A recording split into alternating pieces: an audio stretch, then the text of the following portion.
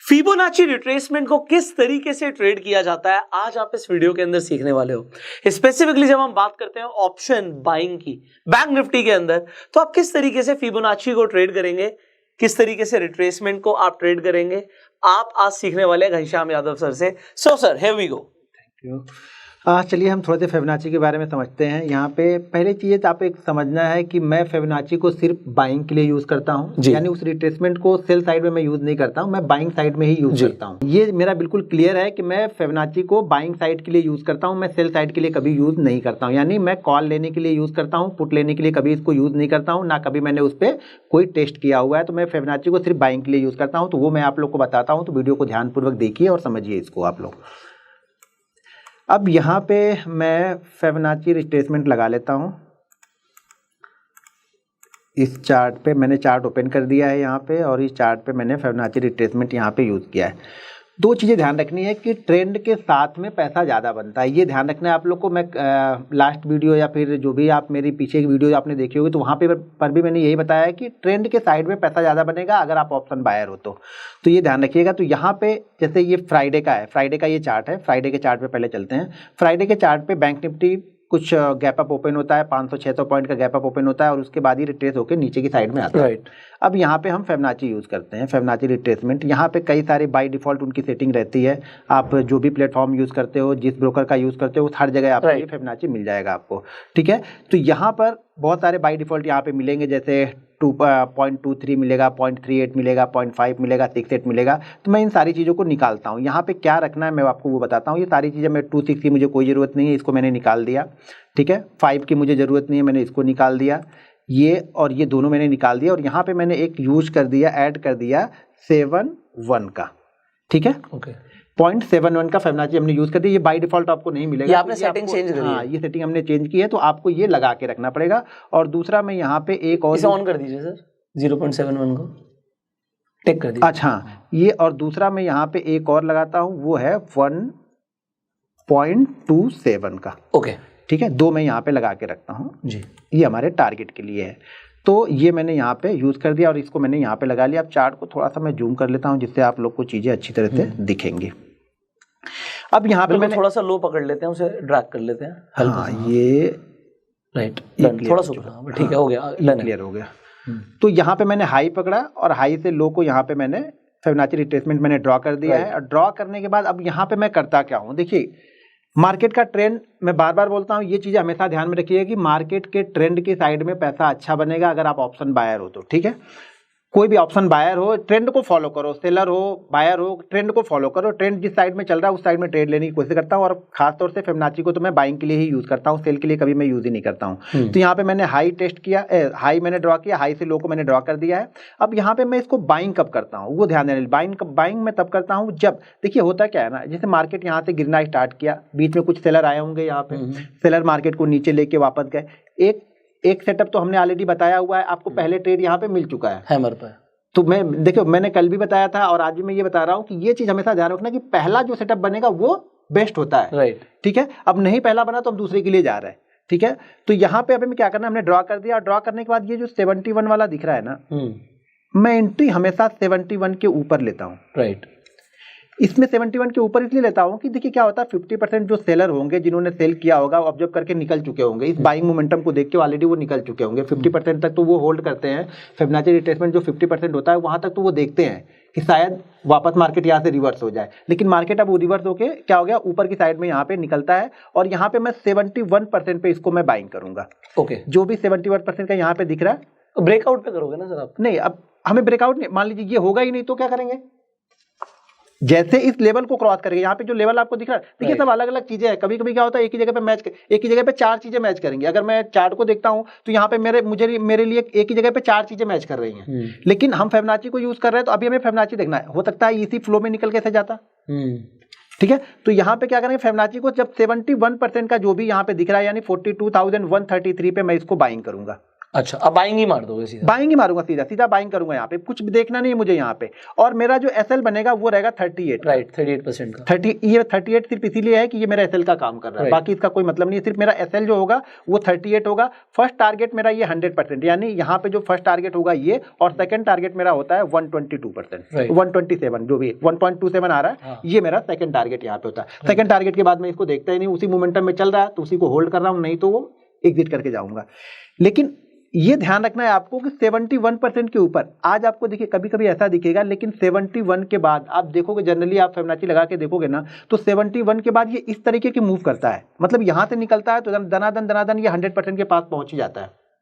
First target आपका 100%, इसको आपको फॉलो करना है। एसएल अगर किसी कारणवश ये नीचे आता है, आपके एसएल को हिट करता है, तो वहां पे सोचना नहीं है। बहुत सारे लोग एसएल पे सोचने लगते हैं, निकलूं ना निकलूं। हाँ, 5-10 पॉइंट का वो जो बफर रहता है उसको आपको देखना पड़ेगा, बाकी एसएल के पास सोचना नहीं है, निकल जाना है। क्योंकि जब यहाँ से ये वापस रिवर्स होगा ना, जब ये 71% फेल होता है ना, तो ये काफी तेजी से नीचे आता है और फिर ये इस लो को भी रिस्पेक्ट नहीं करेगा, इस लो को ब्रेक कर देगा ये। राइट, ज्यादातर टाइम मैंने ये देखा, लेकिन मैं सेल साइड में, जैसा मैंने बताया, मैं सेल साइड में यूज नहीं करता हूँ, लेकिन जैसे इस लेवल को ब्रेक करेगा वो इस लेवल को भी ब्रेक करने की तैयारी कर चुका होता है। राइट, तो इसलिए आपको एसएल लेके निकल जाना है, एसएल पे आपको होल्ड नहीं करना। वहां पे टारगेट जैसा कि 100% और यहाँ पे वो जो भी हमारा 127, हाँ 127, ये हमारा दो यहाँ पे टारगेट होते हैं। जनरली ये टारगेट बहुत फास्ट अचीव होते हैं, और ऑप्शन बाइंग में हमें क्या चाहिए था, फास्ट चाहिए होता है, मोमेंटम चाहिए, मोमेंटम चाहिए होता है कि फास्ट किस तरह से बहुत जल्दी हमारे टारगेट के पास पहुंचे। जितना जल्दी पहुंचेगा, अगर मान लीजिए सुबह उसने स्टार्ट किया 42,200 पे और वो शाम को 42,300 जाता है ना, तो शायद हमें कुछ नहीं मिला। लेकिन सुबह वो 42,200 स्टार्ट करता है और 2 मिनट में 42,300 पहुंच जाता है ना, मजा आ गया। फिर ऑप्शन बाइंग में मजा आ गया, वही होगा जो मजा बोलते हैं ना कई सारे लोग, मजा आ गया, तो वही मजा यहाँ पे आ जाएगा। तो हमें मजा ही आ जाएगा सर, 2 मिनट में 100 पॉइंट मिल रहे तो मजा ही आ जाएगा। फास्ट चाहिए बिल्कुल, तो हमें ऑप्शन बायर को बिल्कुल फास्ट और क्लियर होना चाहिए। और ऑप्शन बायर को ज्यादा सोचना नहीं चाहिए। स्टॉप लॉस के पास तो बिल्कुल नहीं सोचना चाहिए कि मैं वहां पर रखूं रोकूं, टारगेट के पास में भी नहीं सोचना चाहिए, क्योंकि वो टारगेट के पास में भी जाके अगर 10 मिनट रुक गया ना, तो हमारा प्रीमियम वो 10-15 पॉइंट का प्रीमियम खा जाएगा। अगर 300 का प्रीमियम चल रहा है ना, तो 10-15 पॉइंट का प्रीमियम वो तुरंत ही लेके चला जाएगा।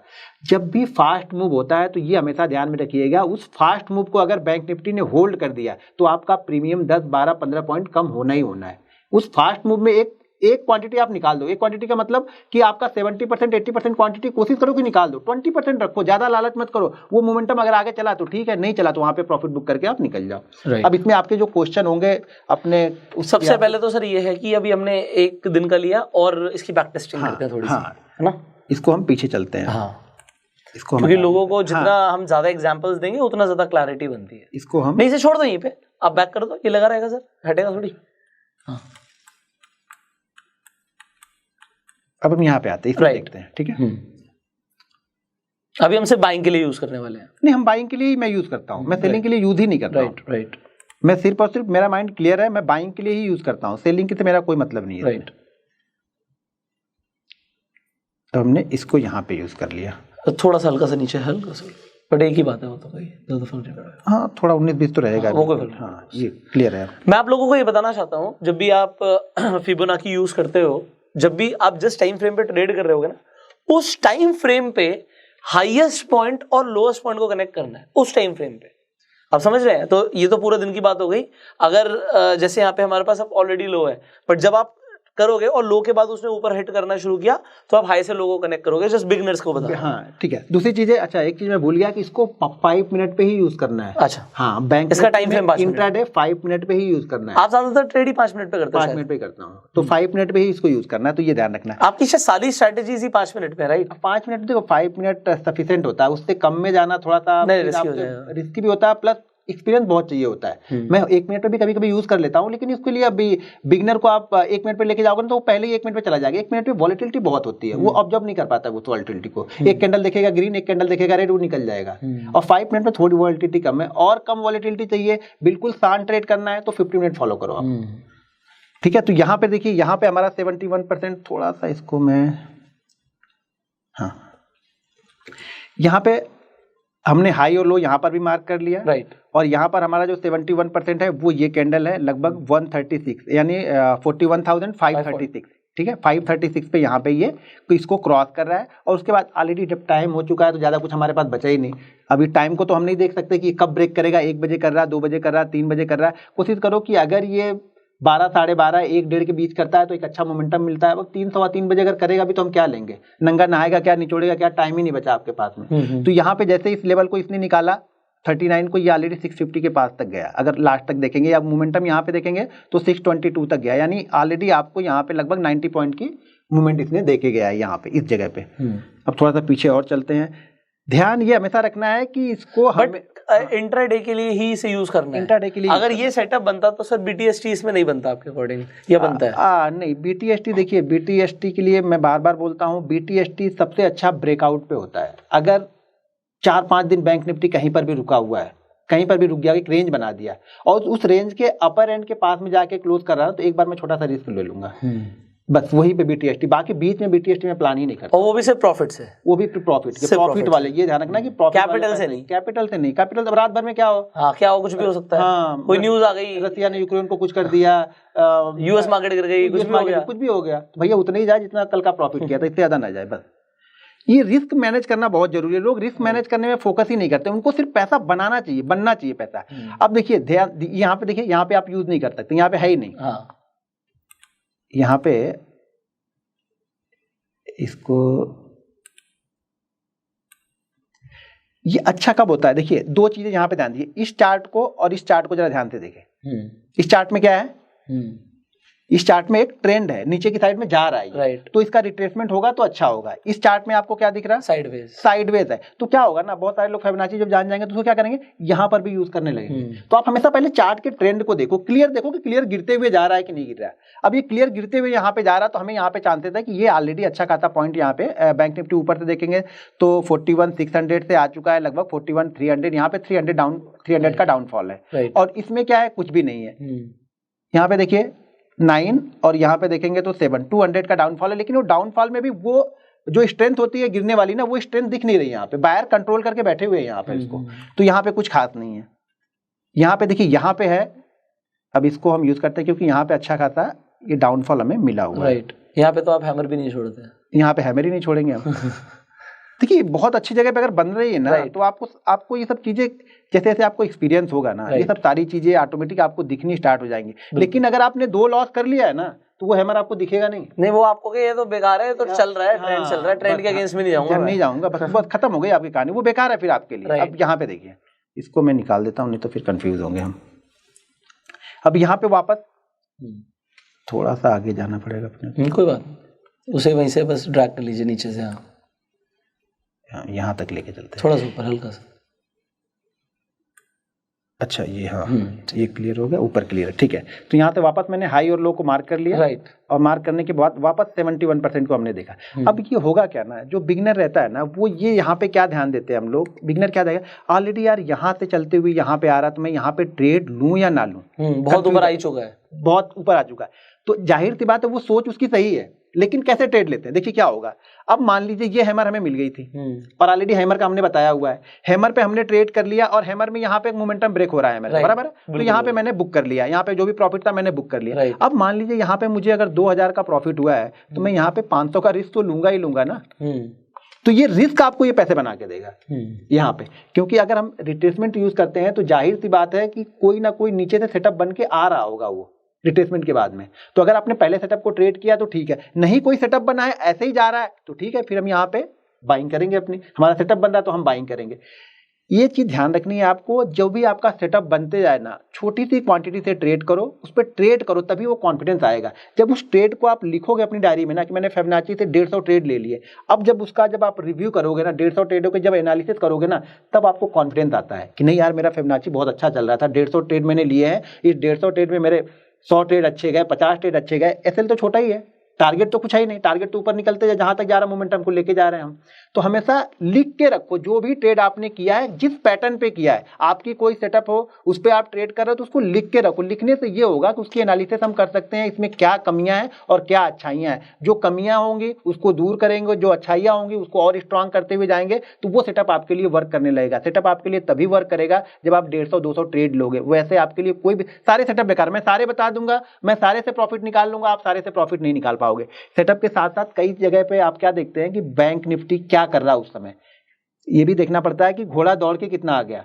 पता तो ऐसा तो नहीं घोड़ा दौड़ के तो आ रहा है, सेटअप भी बन गया, लेकिन घोड़ा थक गया वहां पे आते आते, तो वो सब चीजें आपको ध्यान रखनी पड़ती हैं। सो मुझे आई थिंक लोगों को इसमें क्लियर हो गया होगा कि इस तरीके से रिट्रेसमेंट को ट्रेड करना है। इंपॉर्टेंट क्या था कि सर ने ना फिबोनाची की सेटिंग्स चेंज करी है। जो सेटिंग्स चेंज करी है आप सेटिंग्स नोट करिएगा, क्योंकि ये सेटिंग्स सर एक्सपीरियंस के साथ बता रहे हैं। सो सर इसे आपने कितनी बार टेस्ट किया होगा सो दैट आपको 1.5-2 साल से मैं कंटिन्यू करता हूँ इसे ही कर रहे हो? जो भी मैं चीजें यहाँ पे बता रहा हूँ ना, वो 1.5-2 साल से जब मुझे मेरे सेटअप में आ जाती है ना, तो मैं उसको यूज करते रहता हूँ, ट्रेड कर देता हूँ। ये सोच विचार करने का मेरा टाइम नहीं है। मैंने सोच विचार के लिए 2 साल दिए थे पीछे। वो 2 साल मैंने जो पीछे 2017, 18, 19 ये थे ना, ये सब सारे सोच विचार के लिए छोटी छोटी क्वांटिटी थे, मैंने टेस्ट किए हुए हैं। उसके बाद मुझे जो मैं मतलब लिख के आप रखो, लिख के रखोगे तो ही आपको कॉन्फिडेंस। मैं कितना भी बता लूँ ना, कॉन्फिडेंस नहीं आएगा। जब तक आप खुद 100 ट्रेड करने के बाद आप प्रॉफिट में नहीं रहोगे, तब तक कॉन्फिडेंस नहीं आएगा। तो आपको लिखना पड़ेगा, लिख के आप देखोगे तभी आएगा। 100 तरह की चीजें लोग बताते हैं, लेकिन हम क्या करते हैं, हम प्रैक्टिस ही नहीं करते। जब हम प्रैक्टिस उस पे करेंगे तो उसका रिजल्ट मिलेगा। तो ये प्रैक्टिस किया हुआ है, मैंने इसको किया है, टाइम टेस्टेड है सर।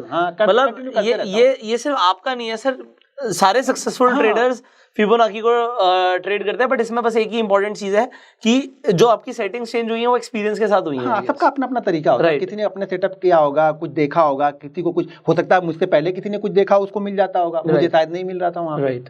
आपको ये वीडियो कैसा लगा प्लीज कमेंट्स में जरूर बताइएगा, और इस इन्फॉर्मेशन को सिर्फ अपने तक आपको नहीं रखना है, इस वीडियो को शेयर जरूर करना है। एंड प्लेलिस्ट का लिंक आपको आई बटन में मिल जाएगा, एंड स्क्रीन पर मिल जाएगा। ये प्लेलिस्ट भी आप लोगों के साथ शेयर कर सकते हैं। और अगर आपने सारी वीडियोस नहीं देखी इस प्लेलिस्ट की, तो आप सारी वीडियोस स्टेप बाय स्टेप देखिएगा, you will learn a lot of things. So sir thank you so very much. Next video के अंदर नेक्स्ट स्ट्रैटेजी। अभी लोग बहुत ज्यादा बेसब्र हो गए हैं, इंतजार कर रहे हैं, और रेगुलर कमेंट्स आ रहे हैं कि उन्हें आपसे बहुत कुछ सीखना बाकी है। उनको सारी चीजें मैं बता के जाऊंगा। अब आया हूँ तो सारी चीजें आपके चैनल पे बता के जाऊंगा। आपको सीखना है, बस प्रैक्टिस कर। मेरे बस एक ही रिक्वेस्ट है इन लोगों से, जो भी आप देख रहे हो ना, इस पे आप प्रैक्टिस करो। राइट। तुरंत पहले दिन से कुछ नहीं होगा, या एक दिन यूज करने के बाद दूसरे दिन छोड़ दोगे तो कोई मतलब नहीं। उसको आप प्रैक्टिस करो। 100 ट्रेड तो कम से कम लो। एब्सोल्युटली। वो 100 ट्रेड देखिए, जब तक मैं भी कोई सेटअप बनाता हूँ या करता हूँ ना, तो 100-150 ट्रेड से कम नहीं लेता हूँ। उसमें क्या सारी चीजें आती है, मार्केट का ट्रेंडिंग मार्केट भी मिल जाएगा, डाउन ट्रेंड भी मिल जाएगा, साइडवेज भी मिल जाएगा। जब तीनों मिल जाते हैं ना, तब उसका रिजल्ट समझ में आता है। तब रिजल्ट समझ आता है।